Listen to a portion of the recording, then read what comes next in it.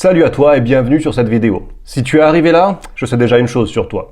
Tu souhaites partir et t'épanouir ailleurs. Je lisais très récemment un sondage Ipsos qui disait qu'il y avait 82% de la population française qui s'inquiétait de la mauvaise direction que prenait le pays. Et toi, tu fais sans doute partie de ces 33%, soit plus de 25 millions de personnes en France qui envisagent sérieusement de quitter le pays et dans des délais raisonnables. On recense plus de 1 600 000 Français qui vivent à l'extérieur, qui se sont expatriés, qui sont partis vivre ailleurs, et sans doute que toi, tu voudrais faire partie de l'un d'eux. Mais je comprends bien, hein, c'est pas d'un coup de baguette magique, si à ce stade tu es pas encore parti, c'est que certainement tu as pas encore tout au point pour pouvoir le faire. D'ailleurs, regarde les chiffres, ils ne trompent pas, il y a 1 600 000 et quelques Français qui vivent à l'étranger, et il y en a plus de 25 millions qui voudraient le faire. Donc si on fait un ratio, ça veut dire qu'il y en a 5%. Parmi les 100% qui voudraient partir, il y en a 5% qui y arrivent et 95% qui restent sur le carreau. Toi, tu sais que tu as le souhait de partir et peut-être même plus que ça. Peut-être que tu as compris, tu as réalisé que ton bonheur réellement en dépend. Mais il te manque quelques petits trucs pour débloquer la situation, pour faire partie des 5 et pas des 95% qui ne partent pas. Mais sache-le, hein, parce que maintenant, ça fait longtemps que je vis à l'étranger, j'ai vécu dans différents pays et puis on va y revenir plus tard, hein, mais je sais quel point bloque, et je vais pouvoir dans cette vidéo bien t'éclairer là-dessus, vraiment. Mais avant d'y venir concrètement, on va faire un état des lieux. Voyons les raisons qui font que les Français veulent partir de France, et peut-être que tu vas te reconnaître dans certaines... Alors, autant te dire d'emblée, hein, les raisons, il y en a à foison. Je les ai listées plein de fois dans des vidéos précédentes, et franchement, j'aime pas m'attarder à critiquer ce pauvre pays, cette pauvre France, qu'au fond de nous, nous sommes nombreux à aimer. Sinon, partir, ça serait bien plus facile, hein. Mais on va dire que quand je discute avec les membres de la communauté, peut-être ce qui revient en premier lieu, le truc le plus évident, c'est l'insécurité et l'augmentation constante de l'insécurité. Avant, l'insécurité, c'était dans les grandes villes et on se disait « Oh, je suis tranquille à la campagne ». Mais regarde les exemples, c'est des bêtises, tu es de moins en moins tranquille à la campagne, et bientôt c'est plus à la campagne qu'il faut que tu vives, mais c'est dans la forêt si tu veux vraiment être tranquille. On a franchi en 2023 le cap des 1000 homicides par an, chiffre symbolique, hein, mais pire. Une agression toutes les minutes. Sur le territoire français, c'est une agression toutes les minutes. Tu vas attendre combien de temps pour partir? Tu vas attendre que ce soit une agression par seconde? Non, c'est pas sérieux. Mais pour beaucoup d'autres gens, et j'en fais partie, quelque chose qui vraiment est très pesant en France aujourd'hui, c'est la dégradation du climat social. Les gens sont pas heureux, il y a des tensions, les gens sont de plus en plus divisés et remontés les uns contre les autres. On a les hommes contre les femmes, les gens de gauche contre les gens de droite, les employés contre les patrons, les musulmans contre les Français de souche, les jeunes contre les vieux, les boomers contre les millennials. Et on a en plus des médias un pouvoir qui semble vouloir diviser le peuple toujours plus et toujours plus loin. Les gens pro-russes, les gens pro-ukrainiens, les pro-israéliens et les pro-palestiniens, les pro-LGBT et les anti... Toujours plus loin, toujours plus divisé, toujours plus malheureux quelque part, parce qu'on n'est pas heureux dans la discorde, hein, on n'est pas heureux sans harmonie. Il y a un autre truc qui installe une ambiance morose et qui empêche les gens d'être positifs et motivés. C'est le déclassement générationnel. Si tu n'en as jamais entendu parler, l'idée c'est que la génération de mon grand-père vivait mieux que la génération de mon père, et surtout que la génération de mon père, et là c'est certain, vivait mieux que ma génération, et ma génération vit mieux que la génération qui va suivre. On n'est pas habitué à ça. On est habitué en général à aller vers le mieux, vers le progrès, à ce que nos parents ils ont galéré et nous on galère moins qu'eux. Mais aujourd'hui en France, personne ne pense ça.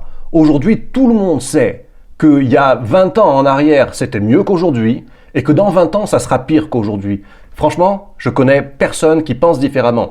Et quand tu penses ça, c'est ancré au plus profond de toutes tes attitudes quotidiennes, ta façon d'appréhender le monde. Tu vis dans un monde négatif qui tend vers le pire sans arrêt. Tu peux pas être heureux. Et si tu as des enfants, ou si tu considères en avoir un jour, tu as envie de partir aujourd'hui pour toi, mais n'oublie pas que tu dois aussi le faire pour eux. Mais alors, si tu fais partie de cette grande majorité de Français qui ne se reconnaît plus dans cette France post-wokisme, à mon sens, c'est pas la peine que tu perdes ton temps à en vouloir à ton pays ou à en vouloir à tes dirigeants.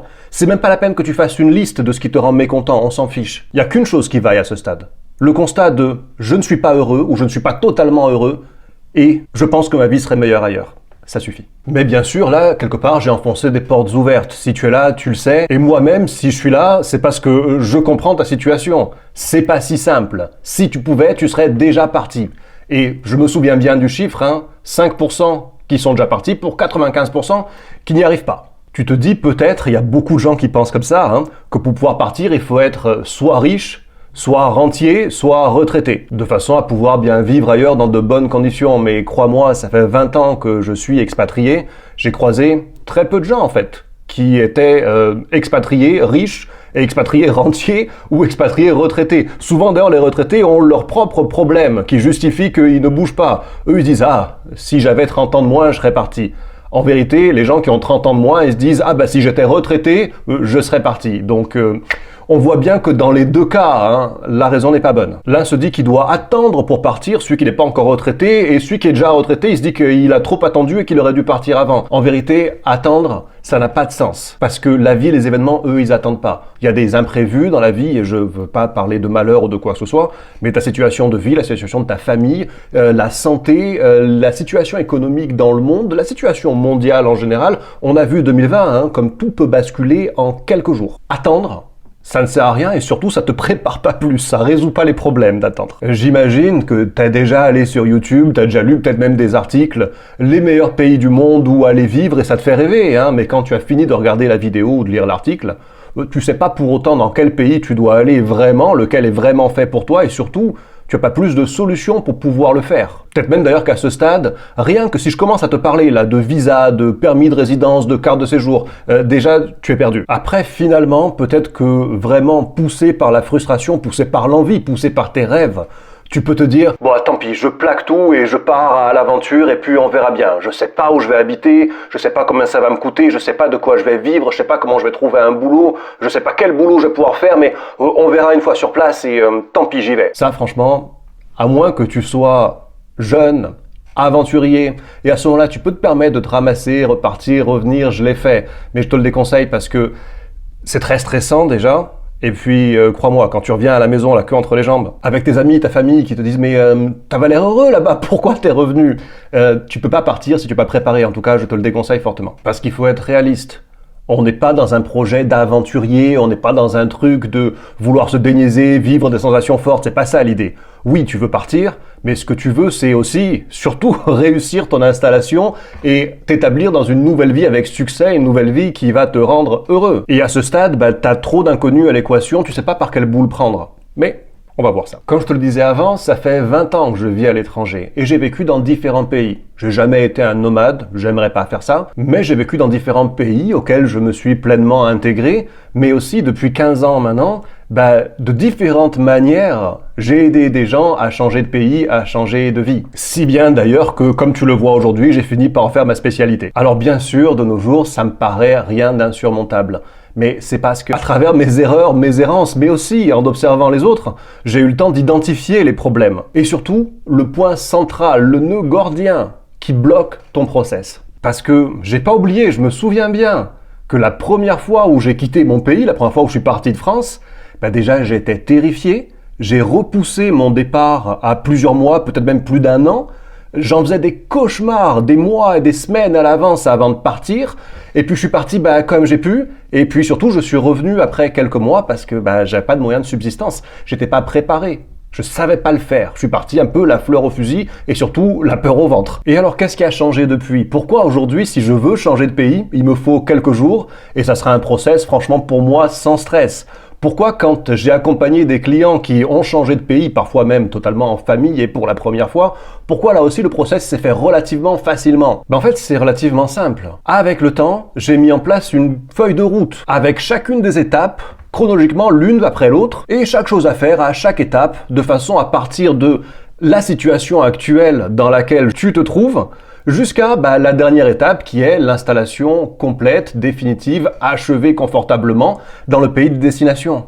Tu vas me dire c'est bien, tu as une méthode et tout, mais en vrai, comment ça marche? Bon, le moment est venu, je vais te dire comment ça marche. Parce qu'en fait, c'est 95% de gens qui voudraient partir et qui ne partiront pas, en tout cas qui ne sont pas encore partis. En réalité, ils sont intimidés, pour pas dire ils ont peur. En tout cas, ils sont paniqués à l'idée de la quantité de démarches qu'il y a à faire En plus qu'ils peuvent pas même toutes les imaginer et encore moins savoir par quel bout le prendre et par où commencer. Parce qu'il y a des choses, dès qu'on imagine partir, on se les prend directement en pleine face, hein. C'est le mur direct. Qu'est-ce que je fais de ma maison ou de mon appartement ou de ma voiture? Qu'est-ce que je fais de mon animal de compagnie? Peut-être de ma famille d'ailleurs, parfois de mes enfants. Une fois que je serai parti, c'est bien, mais comment je vais manger? De quoi je vais vivre? Qu'est-ce que je vais faire comme boulot? Et puis je parle pas forcément la langue du pays dans lequel je vais aller, autant je suis pas doué pour les langues, comment je vais m'en sortir si j'ai besoin d'aller à l'administration, chez le médecin, simplement dans la vie de tous les jours. Aussi cette idée de j'aurai plus de sécu, comment je vais faire pour me soigner, quelle assurance maladie je vais avoir, ça va me coûter une blinde. Et accessoirement, hein, celui-là le problème, on n'y pense pas directement, mais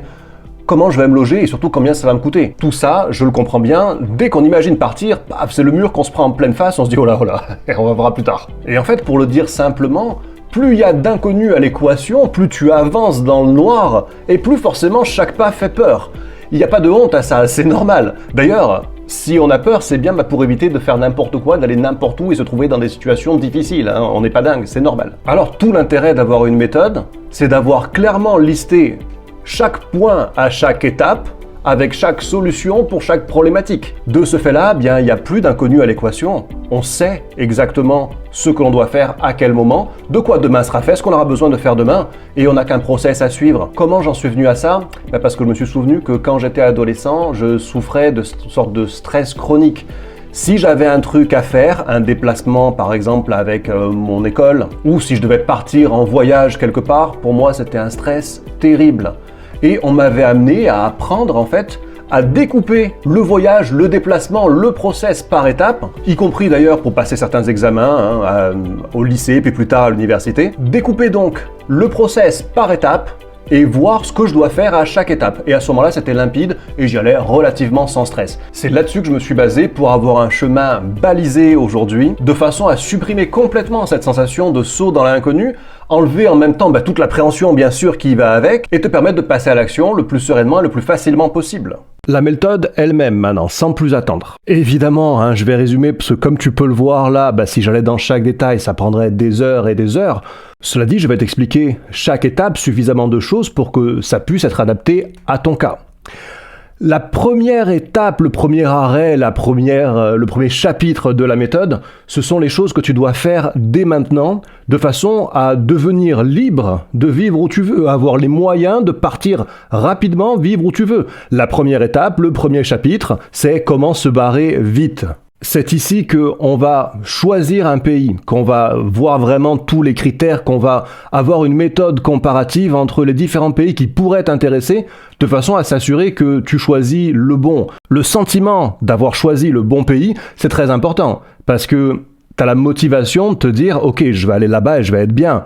C'est pas le doute de je vais partir là-bas mais autant ça me convient pas, qu'est-ce que je fais, après tout je sais pas trop si c'est vraiment le bon pays pour moi. Donc tu vois bien que c'est hyper important de commencer par là, d'être sûr du choix du pays. La seconde chose qu'on doit aborder dans cette première étape, dans les choses à faire dès maintenant, évidemment, c'est qu'est-ce qu'on fait du patrimoine en France? Qu'est-ce qu'on fait de sa maison ou de son appartement, de son chien, de sa voiture? Alors, c'est qu'un peu comique, je mets le chien dans le patrimoine, bien sûr, mais je veux dire que ce sont là des choses qui, par habitude, je le sais, bloquent les gens.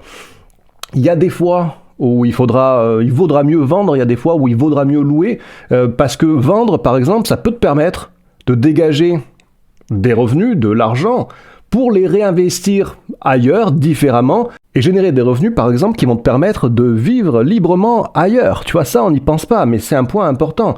Il y a plein de gens qui sont en France, dans leur maison, en se disant « je peux pas partir à cause de la maison », alors qu'en vrai, ils pourraient partir grâce à la maison. Et là, on va voir comment, dans le détail. Évidemment, là je parle de générer des revenus.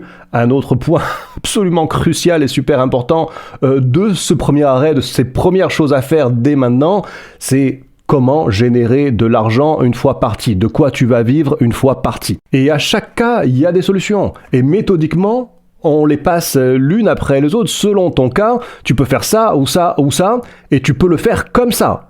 C'est comme ça qu'on valide une étape. Moi, j'aime bien faire la différence entre travailler depuis et travailler d'en haut. Ce que je veux dire par là, c'est travailler à distance ou travailler dans le pays où tu vas vivre.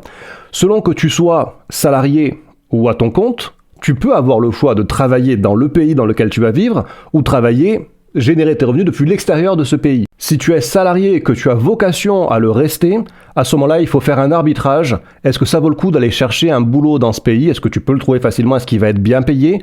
Ou est-ce qu'il vaut mieux négocier avec ta boîte actuelle ou avec une autre si ta boîte actuelle ne l'acceptait pas, un contrat à distance? La plupart des métiers sont réalisables à distance. Si tu travailles dans un bureau, tu peux le faire à distance. Et il y a des leviers à mettre en œuvre, de façon à ce qu'avec ton patron ou ton futur patron, ce soit du gagnant-gagnant. Il faut savoir que quand ton employeur t'autorise à travailler à distance, il gagne de l'argent, il y a des intérêts pour lui.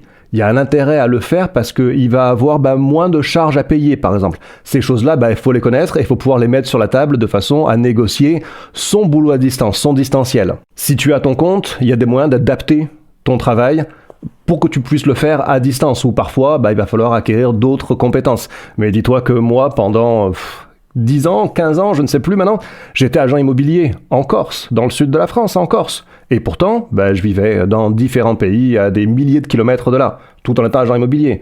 Donc, par expérience, je sais qu'on peut adapter et je sais comment adapter. Après, rapidement, il y a un autre cas, mais c'est celui, effectivement, de vivre des fruits de ces investissements. Et là, dans la méthode, on voit en détail les différents types d'investissements, leur rendement, leurs risques aussi, et comment on peut répartir selon ce que l'on a pour générer par an les cibles qu'on s'est fixées pour pouvoir en vivre. Après, on peut évidemment avoir des revenus qui viennent du travail et des revenus qui viennent des investissements. On peut panacher les deux et c'est au goût de chacun. Et c'est pour ça que je peux pas aller dans le détail ici et maintenant parce que ça va très loin. En fait, c'est un point qui regroupe deux gros consultings que je donnais par le passé qui valaient 500 et 600 euros. C'était métier liberté et investissement liberté. Donc, comment transformer ou acquérir un travail que tu peux faire depuis n'importe où, ou comment réallouer ton patrimoine de façon à générer des revenus depuis n'importe où, et cette fois-ci sans travailler. Donc ça, c'est un condensé de ces deux gros consultings qui duraient 4-5 heures.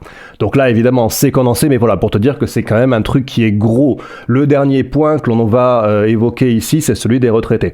Bien sûr que si tu es retraité, t'as pas le souci de générer de l'argent par rapport à ton travail, mais dans le cas de ton expatriation, selon où tu vas vivre, tu auras une fiscalité éventuellement différente et tu pourras avoir plus ou moins de pouvoir d'achat selon le pays que tu choisis. Donc c'est aussi un point qu'il faut voir dans le premier grand chapitre, dans la première étape de la réalisation de ton projet.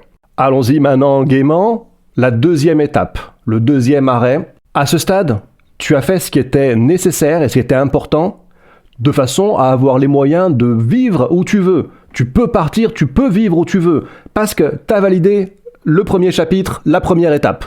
Cela dit, maintenant, il s'agit de préparer le départ de manière pratique et factuelle, parce que si tu fais pas ça, tu vois, c'est écrit en gros à l'écran, préparer son départ, c'est réussir son arrivée. C'est là qu'on va s'assurer que tu fais bien le distinguo entre, par exemple, des visas et des permis de résidence, y compris d'ailleurs si tu restes en Union Européenne, il y a des trucs à faire pour résider dans les pays, il y a des trucs administratifs à faire, et on va voir tout ça, on va t'apprendre comment obtenir d'abord un visa, puis après un permis de résidence, qu'est-ce qui te rend éligible ou pas, savoir qu'il y a des règles communes aussi à peu près tous les pays du monde.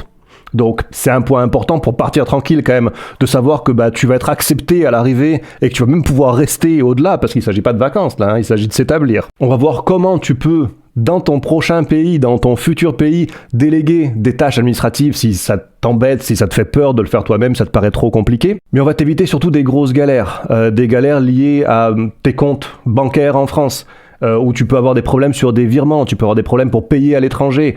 Ça m'est arrivé, c'est arrivé à plein de clients, donc on va éviter ces problèmes-là, on va éviter les problèmes qui sont liés à la téléphonie mobile, à l'internet mobile, tu sais, le plan où tu sors de l'aéroport, et puis là t'as la 4G qui tourne, et au bout de 5 minutes, t'as un SMS qui t'informe que tu viens de dépenser 100 € et t'as rien fait, tu vois. Ça, c'est le truc qui fait que ton arrivée se passe pas bien déjà. Si tu voulais économiser de l'argent, ça se passe pas bien. On va voir aussi d'un moyen pratique, ce que tu dois prendre, ce que tu dois laisser. Tu sais, des trucs tout bêtes. Il y a des gens qui veulent partir avec la table, avec la télé. Il y a des choses que tu peux prendre, il y a des choses que tu dois prendre, il y a des choses que tu dois laisser. Parce qu'il y a toujours le risque, selon où tu vas, et ça on peut le voir en détail, mais selon où tu vas, il y a le risque de te prendre des frais d'importation. Donc ta télévision, Et tu l'auras payé 3 fois. Le frais de déménagement, tu les auras anticipés, tu sauras combien ça coûte, mais les frais d'importation, en général, les gens, ils y pensent pas, sauf quand ils reçoivent la note. Votre télé, monsieur, si vous voulez la récupérer, c'est... Il y a les cas particuliers des gens qui détiennent des métaux précieux, en général de l'or. Qu'est-ce que tu vas en faire? Comment tu vas le transporter? Comment tu vas gérer ça? Et il faut bien s'assurer de la transition de domiciliation. Il y a des papiers à faire pour garder une domiciliation en France et en général, dans un premier temps, ça sera capital de garder une domiciliation en France. Pour des raisons de compte, pour des raisons d'abonnement, pour des raisons de transfert, ça va être important. Et il y a des papiers à faire et tu peux le faire pour gratuitement. Mais voilà, c'est un point que tu ne dois pas mettre de côté. J'ai vu trop de gens le mettre de côté et galérer derrière. À présent, une fois que tu as validé cette deuxième étape, ce second chapitre, en fait, ce second chapitre, c'est préparer ton départ pour pouvoir partir tranquille. Donc le premier, c'était pouvoir se barrer vite, mais le deuxième, c'est pouvoir se barrer bien. Une fois que tu as bien fait tout ça, tu sais que tu es sans stress pour ton départ et que ça va bien se passer derrière parce que tu as déjà tout prévu, tout est carré, tout est balisé. Mais là, il reste quand même une étape. C'est celle de quand tu arrives dans ton nouveau pays. Et ça, c'est le troisième, dernier arrêt, dernier chapitre de la méthode. C'est là qu'on va aborder les questions de logement. Comment tu fais pour avoir un logement dès le départ? Comment tu fais pour avoir un logement en long terme sans te ruiner, sans te faire avoir comme un touriste qui déboule, sans avoir non plus à galérer de passer d'un hôtel, d'un logement à l'autre avec tes valises parce que t'es pas en vacances, t'as pas un sac à dos, t'as tout ton nécessaire de vie avec toi, t'as fait un déménagement, toi. Donc que le logement, ce soit quelque chose de cadré en amont, c'est important. C'est là qu'on va adresser tout ce qui est la problématique de la santé, des soins, des traitements, de consulter un médecin, mais aussi d'avoir une assurance santé qui te couvre bien et qui te ruine pas. C'est là qu'on va voir les problèmes de la barrière de la langue et comment on les contourne. Comment on les contourne dans les administrations, mais comment on les contourne quand on va voir un médecin, ou comment simplement on les contourne dans sa vie de tous les jours quand on arrive de façon à pas galérer avec la langue, même si on maîtrise pas la langue du pays, même si on l'a pas encore apprise ou même si on la baragouine seulement. Et pour que ton installation se passe bien jusqu'au bout, on va aller jusqu'au bout, jusqu'à l'ouverture de comptes bancaires, les transferts depuis ton compte d'origine vers ton nouveau compte dans ton nouveau pays, les nouveaux abonnements dans ton nouveau pays, internet, téléphone, de façon à ce que tu fasses des économies, là aussi comme pour l'assurance santé précédemment. Et une fois que tu auras bouclé cette dernière étape, ce dernier chapitre, à ce moment-là, tu auras réussi ton arrivée, oui, mais surtout, tu auras réussi le lancement de ta nouvelle vie. Parce que l'idée de la méthode, maintenant, si je la reprends chapitre par chapitre, le premier chapitre, il te sert à te barrer vite, le second, il te sert à te barrer bien, et le troisième, il te sert à réussir ta nouvelle vie. Alors naturellement, tu l'as compris, ici, on n'a fait que effleurer les choses. Je t'ai donné les grandes marches à suivre sur les grands arrêts, les grands stops de ta démarche, de ton processus d'expatriation. Si on veut aller dans le détail, ça prendrait des heures et je peux pas faire une vidéo qui fait des heures. Là sur YouTube, j'arriverai même pas à l'uploader d'ailleurs. Bien sûr, quand on parle de générer des revenus depuis l'étranger, depuis n'importe où, on a besoin d'aller dans le cas par cas. T'es salarié, oui, mais quel type de salarié? Dans quel domaine? Ça prend du temps. Si on va dans l'entrepreneuriat, il y a différents types d'entrepreneuriat. Il y a des gens qui travaillent avec leurs mains, qui ont des boulots manuels. Et pour eux, il sera préférable de travailler sur place. Et il y a des gens qui peuvent facilement transposer leurs compétences en ligne, même si aujourd'hui, ils n'imaginent pas comment. Et ça, évidemment, ça prend du temps à le développer. Et après, il y a plein de petites choses qu'on n'évoque pas là, mais qui sont pas sans importance, parce que souvent, ce sont des dépenses récurrentes. Par exemple, comment tu vas faire à pouvoir appeler la France, des numéros fixes ou des portables en France, gratuitement et en illimité. Parce que de base, ça va te coûter 2,30 € la minute, tu vois. Donc si tu as besoin d'appeler ta banque, d'appeler une administration, la CAF ou j'en sais rien, il faut avoir des solutions pour ça. Des petits trucs, des petites astuces, mais qui te permettent par exemple de pas perdre tes bagages. Tu sais, tes bagages dans lesquels tu as pris avec toi tous les trucs dont tu avais besoin vraiment pour vivre. Pas tes shorts pour les vacances. Il y a plein de choses à évoquer et il y a aussi souvent le besoin de donner des exemples, de l'évoquer par l'exemple parce que l'humain est ainsi fait. On apprend de l'exemple des autres et on se rassure aussi des expériences des autres. Alors bien sûr, je te vends pas du rêve, je te dis pas que grâce à ma méthode, tu pourras le faire sans aucun effort, tu vas te téléporter directement dans ta future vie.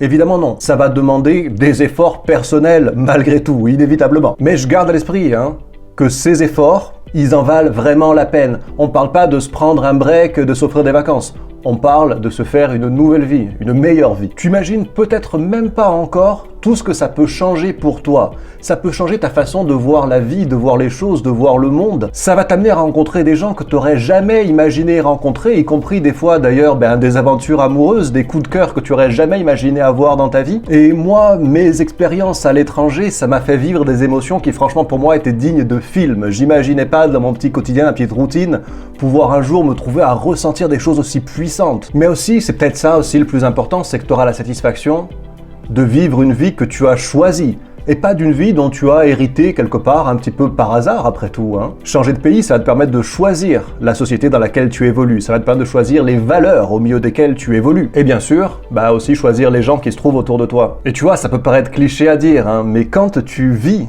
une vie que tu as choisie, pour laquelle tu as fourni des efforts, quand tu marches dans la rue, tu vas marcher la tête haute.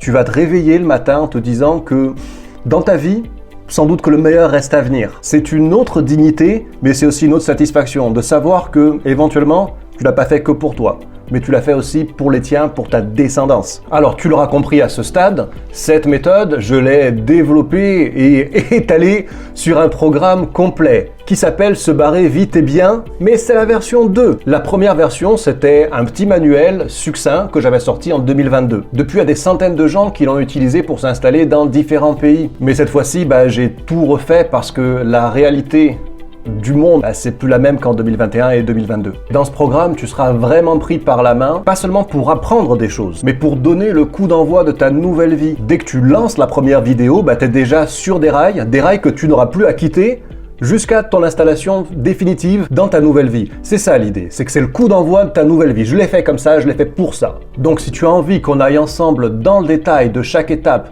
et de chaque solution à chaque problématique que l'on a évoquée, et même celle qu'on n'a pas évoquée parce qu'il y en a encore, bien sûr, sache que pour quelques jours et quelques jours seulement, tu peux accéder à ce programme avec une grosse réduction de 70%. Pour le faire, tu n'as qu'à cliquer sur le lien qui est sous cette vidéo. Tu connaîtras toutes les options qui s'offrent à toi selon ta situation pour générer des revenus librement depuis l'étranger. Tu sauras aussi exactement quoi faire de ton patrimoine en France, des choses que tu possèdes en France, de façon à ce que ce soit plus des fardeaux à ton départ, mais éventuellement que ce soit des aides pour pouvoir financièrement vivre bien demain une fois parti. Et ça, c'est des choses qu'on va pouvoir faire là, maintenant, ou pour pas se prendre la tête, pour se la prendre cool.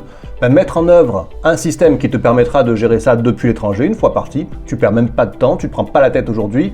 T'as pas de décision importante et irréversible à prendre aujourd'hui, il faut garder ça en tête aussi, on peut faire comme ça. Tu auras les solutions pour partir en famille, parce que je garde à l'esprit que pas tout le monde est célibataire, fort heureusement, il y a des gens qui sont mariés, qui ont des enfants et je les oublie pas. Tu sauras ce que tu dois faire au niveau des assurances santé, des traitements et de la santé une fois parti, mais tu sauras aussi te loger à moindre coût, faire des économies sur ton logement et surtout avoir un truc stable, fiable dans ton nouveau pays. Et bien sûr, comment s'éviter toutes les galères administratives, donc la paperasse, les visas, les permis de résidence, les galères de banque, de paiement, de transfert d'argent. Et bien sûr, ne l'oublions pas, les galères liées à la barrière de la langue. C'est la seule méthode, c'est le seul programme que je connaisse qui couvre tous les aspects d'une expatriation, des problèmes les plus généraux, comme de quoi je vais vivre, aux problèmes les plus pratiques, mais pour cibler avec encore plus d'efficacité toutes les problématiques qui sont liées à l'expatriation elle-même et à l'établissement d'une nouvelle vie, une nouvelle vie heureuse et réussie,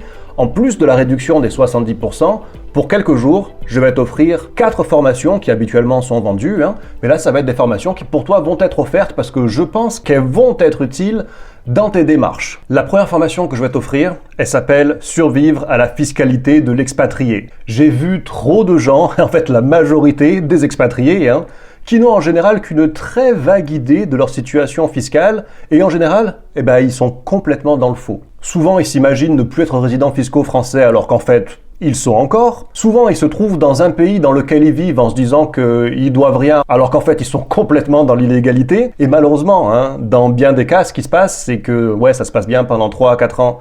Et puis un jour, c'est le méchant coup de fil, celui qu'on veut pas, et le redressement fiscal. J'ai plusieurs fois fait appel à des fiscalistes spécialisé dans la fiscalité internationale, dans un premier temps pour que je puisse moi mettre ma situation d'équerre, et aujourd'hui, bien fort de ce que j'ai appris, je peux le partager avec toi de façon à t'éviter des problèmes un petit peu gênants. Et ça va être la première formation offerte survivre à la fiscalité de l'expatrié. La seconde formation offerte, c'est gagner sa vie depuis n'importe où pour n'importe qui. On va vraiment aller dans les cas concrets pour n'importe qui veut pouvoir gagner sa vie depuis n'importe où. Que tu aies la vingtaine, que tu sortes à peine de tes études, ou que tu sois, bien, on va dire, d'un âge plus mûr et donc avec le besoin bien, de vivre plus tranquille et plus détendu, tous les cas seront abordés dans cette seconde formation que je t'offre qui s'appelle « Gagner sa vie depuis n'importe où ».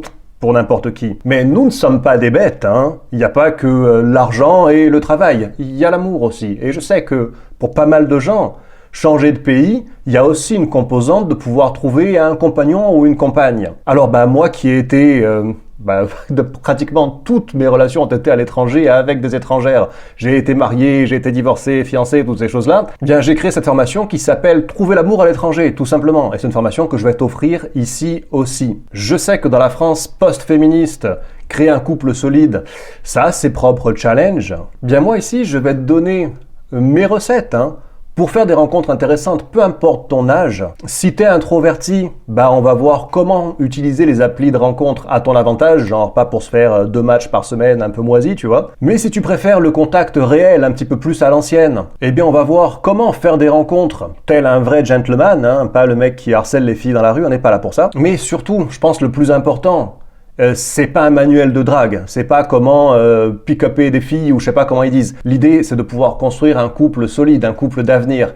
Et le plus important là-dedans, que je vais te donner dans cette formation, ce sont les secrets de la réussite d'un couple interculturel, international, malgré les différences culturelles, parce que inévitablement tu t'y heurteras et ça sera le principal challenge. Et c'est vraiment de ça que l'on va parler aussi dans cette formation. Mon dernier cadeau pour toi, c'est un comparateur de pays automatisé. Il va te permettre en fait de mettre en parallèle différents pays que tu aurais en tête avec leurs avantages et inconvénients de façon à te donner des notations, de façon à t'aider à t'assurer de faire le bon choix, d'avoir choisi le bon pays. Alors sache quand même que ce sont des vraies formations, des vrais produits qui sont destinés à être vendus. C'est pas un truc que je t'ai fait à l'arrache comme ça pour mettre en bonus. Et qu'ensemble, ils ont une valeur de 470 €. Et ça, c'est entièrement gratuit, entièrement offert pour toi, en même temps que la réduction de cette formation qui est valable pour quelques jours. Donc pour ne pas le rater avant que l'offre expire, tu dois cliquer sur le lien qui est sous la vidéo. Ça va débloquer pour toi un bon de réduction. Tu vas arriver sur une page